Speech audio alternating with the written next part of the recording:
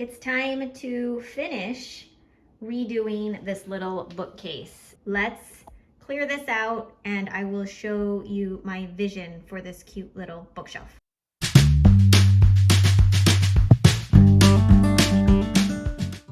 This piece is in pretty bad shape right now and it needs some repairs before it can move forward, but I want to share my vision for it. I'm stopping other projects to start this one, so yay, normal day around here. So this is just a little bookshelf. We're gonna put some knickknacks and books on it. I really want to use this wallpaper for the backing. And I think on these insets here. So here is the paper.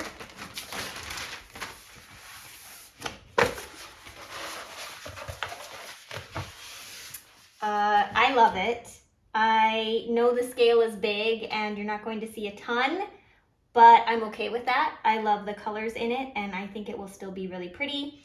And that's also why I want to put it on each side of the shelf on the insets. And then I plan to paint the base this yellow color. So I need to do a color match. I like to go to Benjamin Moore and have them color match it, but you can also do that at Home Depot and I think Lowe's as well.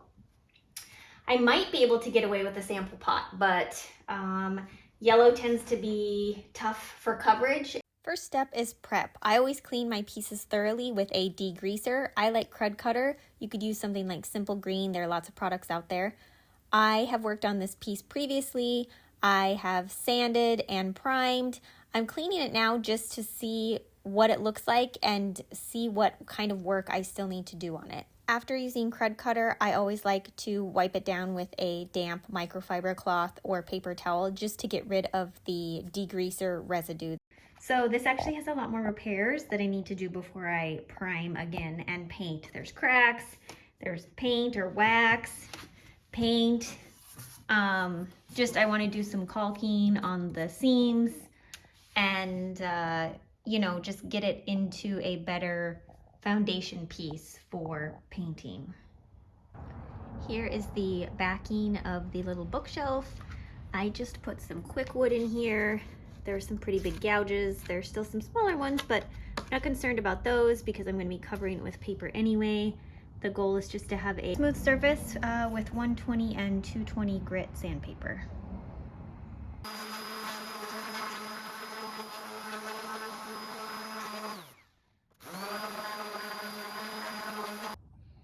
Okay, this is good enough for me.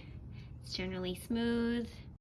I don't usually do a lot of measuring. I just put the back against the paper here and I want to make sure that there's at least a 1/2 inch overlap on all 4 sides. Same thing with the insets. I would like to have about a 1/2 inch overlap on each side so that I can use a razor blade to trim the excess and have a nice straight line. For small projects, I like to use BB Frosch. It's a paint transformer. It's a powder that you mix with water and it turns latex paint into chalk paint that works well with furniture. To mix that up, there's a little table on the back that I follow, but we have about 1 cup of paint, just a sample. I'm gonna mix the entire thing, although you don't have to. But you mix the powder with water first. So it's 2 heaping tablespoons with 1 to 1.5 tablespoons of water. And the company says you want to have the consistency of donut glaze. So it's just sort of a matter of testing it out. I like to use a little whisk. I bought a kit from them that actually includes the whisk, and as you can see, I'm going to need more water. This is much too thick, and so I just sort of experiment a little bit. Each one seems to be different. Too much powder is better than not enough, they say, so I'm going to maybe just add a touch more water, just a touch.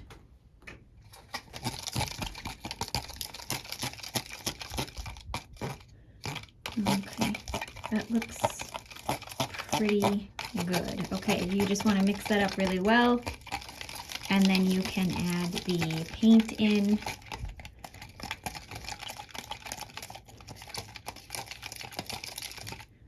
Okay.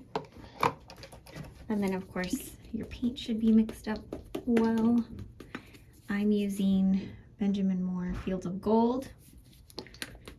It was the closest color I could find to match that yellow in the wallpaper.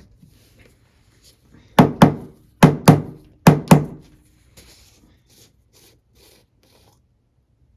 think. Nice.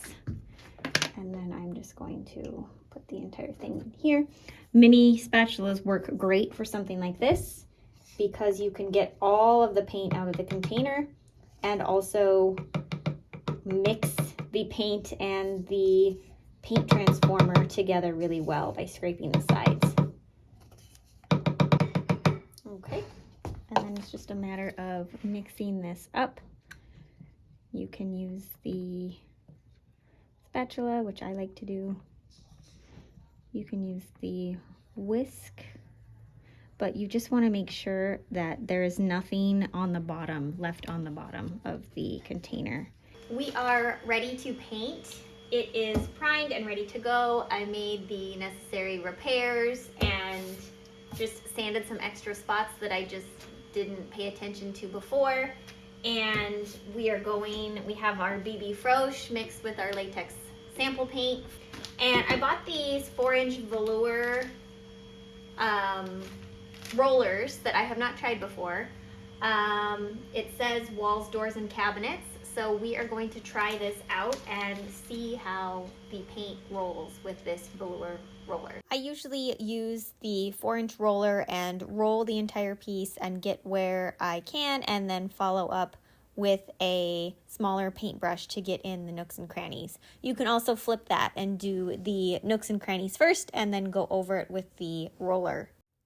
I like to cover a flat section or surface with paint, and then I take the roller and just roll all the way down the entire section just to get an even, uniform finish. I'm using the Zebra round paintbrush for curved surfaces and ornate details. It's 1 inch. I really love it. It works great for getting into little grooves like on the front of this bookshelf. It's wonderful for painting chair legs or any round surfaces you might have. I highly recommend it, and I will link it in the description. The first coat covered pretty well. I'm impressed and pleasantly surprised. So I'm going to give it a quick scuff sand with 220 and then do a second coat.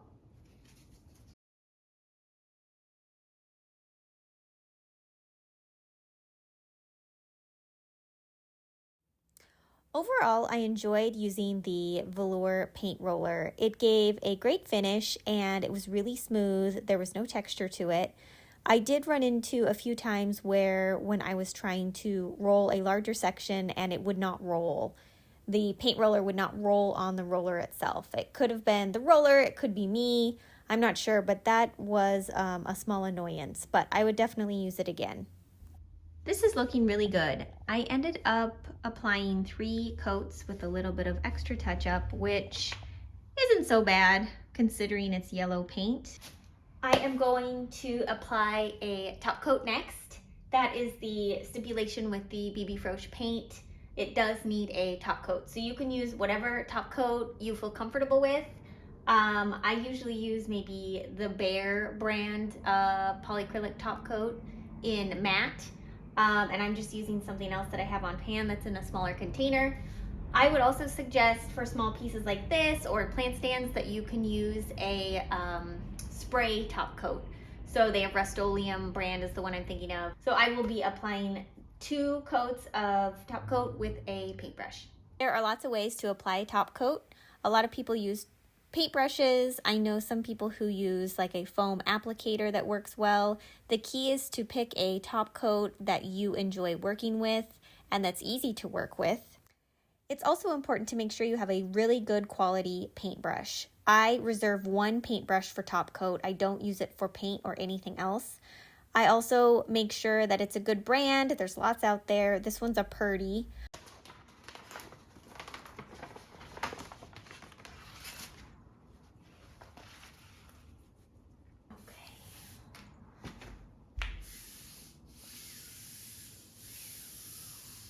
This wallpaper is so nice.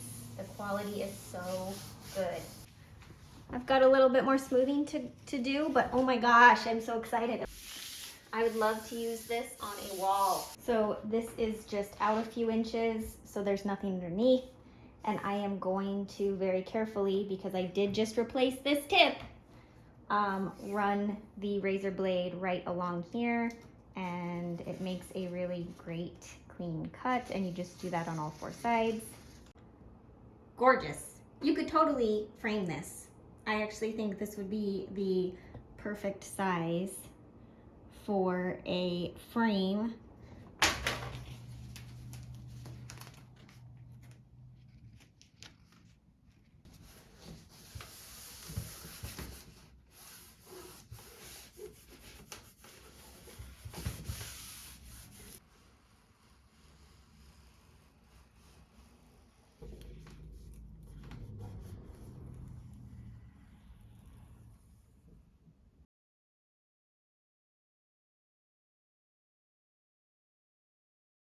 I'm still playing around with staging the piece, but I want to make sure that you can still see some of the pattern in the background while not overwhelming the small shelf with a bunch of items. I think this cutie is ready to go. As a reminder, here is the before and here is the after. As a color and pattern lover, I really love this bookshelf. It's the perfect little pop of color in the corner right now, and I couldn't be happier. It's definitely not for everyone, and that's just the way I like it. Let me know what you think. Did I ruin it? Would you have gone a different direction, chosen a different color? I would love to hear your comments. If you enjoyed this project, consider subscribing to my channel. I have weekly DIYs, I do lots of furniture flips, and we are going to start renovating our 1902 home, which is a whole can of worms. Thanks for watching. See you next time.